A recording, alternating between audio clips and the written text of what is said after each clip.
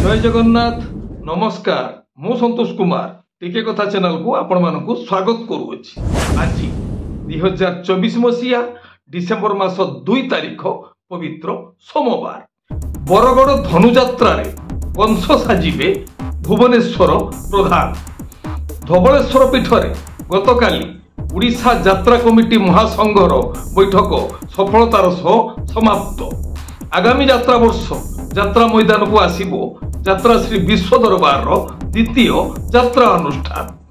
Jajpur road Jajpur मुक्तिलाभ करने जाऊँगी high big budget यात्रा अनुष्ठान यात्रा वृंदावती। एबे आसंतु जानिबा आजिर यात्रा खबर।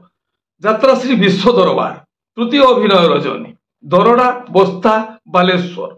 आजिर नाटक किए जानिथिला एमिति हेबो रचना डॉक्टर दीपक जेना निर्देशना विनोद राउत संगीत एक अनुसार। यात्रा सिंह बाहिनी प्रथम अभिनय रजनी आरुहावृत्ति भोगराई बालेश्वर। आजिर नाटक रही जारे साथी रातिक पाई रचना डॉक्टर रंजित लेंका निर्देशना किशोर खंडुआल संगीत विकास शुक्ला। यात्रा जाज्ञ सेनी प्रथम अभिनय रजनी कोणार्क महोत्सव कोणार्क पुरी। आजिर नाटक पांचपति रे मु सती रचना जीवन जेना निर्देशना तापस स्वाई संगीत मिहिर महांती। कलिंग गणनाट्य तृतीय अभिनय रजनी कुलियणा मयूरभंज।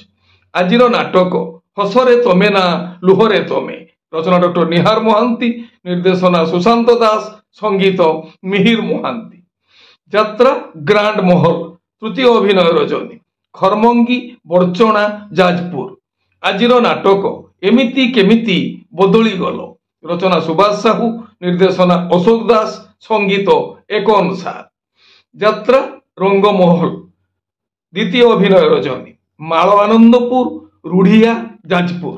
आजिर नाटक दुख भूलीजीवी तो मुह चाही रचना सुकांत मल्लिक निर्देशना प्रशांत नायक संगीत मिहिर महांती। यात्रा स्वर्णमहल द्वितीय अभिनय रजनी अग्रवाल छक जलेश्वर बालेश्वर। आजिर नाटक केते दुख देबु देरे कालिया रचना और निर्देशना इंजीनियर आशुतोष महापात्र संगीत एक अनुसार।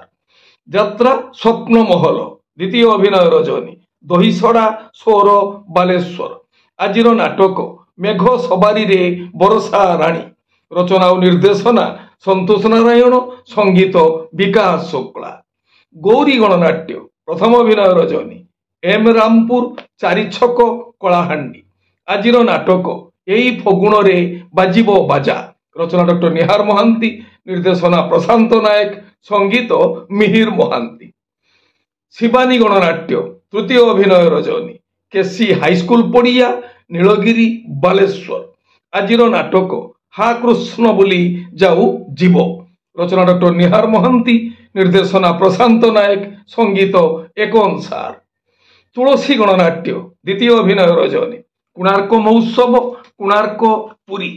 आजिर नाटक जह्न रातिर झड़ रचना और निर्देशना यूनिक प्रदीप बेहेरा संगीत एक अनुसार। यात्रा इंद्रभुवन तृतीय अभिनय रजनी तुमुड़ी बंध कंधमाल। आजिर नाटक कहिले कुल कुटुंब को लाज रचना अक्षय राउत निर्देशना बुलु विश्वाल। यात्रा दुर्गा मंदिर तृतीय अभिनय रजनी काचेरा साही जाजपुर। आजिर नाटक डीएसपी दुर्गा रचना सुकांत मल्लिक निर्देशना लाला बीरेन राय। अपेरा सूर्य मंदिर द्वितीय अभिनय रजनी कोणार्क महोत्सव कोणार्क पुरी। आजिर नाटक हाइदर रचना डॉक्टर दीपक जेना निर्देशना गुरु मिश्र संगीत वैद्यनाथ दास। यात्रा धौली गणनाट्य द्वितीय अभिनय रजनी छोता केन्द्रापड़ा। आजिर नाटक लुहरे लुहरे राति पाहिला रचना और निर्देशना इंजीनियर आशुतोष महापात्र संगीत एक अनुसार। कोणार्क गणनाट्य पंचम अभिनय रजनी बरिडा गंजाम। आजिर नाटक सेई गुटिए भूल पाई रचना डॉक्टर दीपक जेना निर्देशना गुरु मिश्र संगीत अमृतांशु पट्टनायक। यात्रा राजनंदिनी द्वितीय अभिनय रजनी गोड़ा जगत सिंहपुर। आजिर नाटक রহি রহিয়া সে ও দেখা সাথী। রচনা নবঘন রাউল, নির্দেশনা রাজগুরু বিজয় দাস, সঙ্গীত মিহির মহান্তি। অপেরা অশোক সম্রাট, দ্বিতীয় অভিনয় রজনী। কালিয়াবুদা খণ্ডসাহী কটক। আজির নাটক কই কই কান্দে কনক গুরি। রচনা ও নির্দেশনা ইউনিক প্রদীপ বেহেরা, সঙ্গীত একন সার। মা বনদুর্গা গণনাট্য, তৃতীয় অভিনয় রজনী। রুজকণা ছতিয়া কটক। আজির নাটক মু খান্টি উড়িয়াণী বহু। রচনা সন্তোষ নারায়ণ, নির্দেশনা সারদা রণা, সঙ্গীত লিপু সার। নাট্য সম্রাট পৃথিবীরাজ, তৃতীয় অভিনয় রজনী। ব্রিজ ছক আনন্দপুর কেন্দুঝর। আজির নাটক ওড়িশার মুখ্যমন্ত্রী রানী পণ্ডা।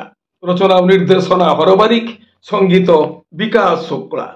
যাত্রা রঙ্গ তরঙ্গ, তৃতীয় অভিনয় রজনী। কুষ্ঠা বারিপদা ময়ূরভঞ্জ। আজির নাটক সিংহদ্বার ঠারু স্বর্গ দ্বার। মা দুর্গাশ্রী গণনাট্য, তৃতীয় অভিনয় রজনী। মুরিবাহাল বলাঙ্গীর। আজির নাটক বাট পাউনি মু হাট মঝিরে। রচনা জীবন জেনা, ନିର୍ଦ୍ଦେଶନା ହରି ସାମନ୍ତ, ସଙ୍ଗୀତ ଲିପୁ ସାର୍। ଆପଣମାନେ ଜାଣିଲେ ଆଜି କେଉଁ ସ୍ଥାନରେ କେଉଁ ଯାତ୍ରା ଅନୁଷ୍ଠାନ କେଉଁ ନାଟକ ମଞ୍ଚସ୍ଥ କରିବ।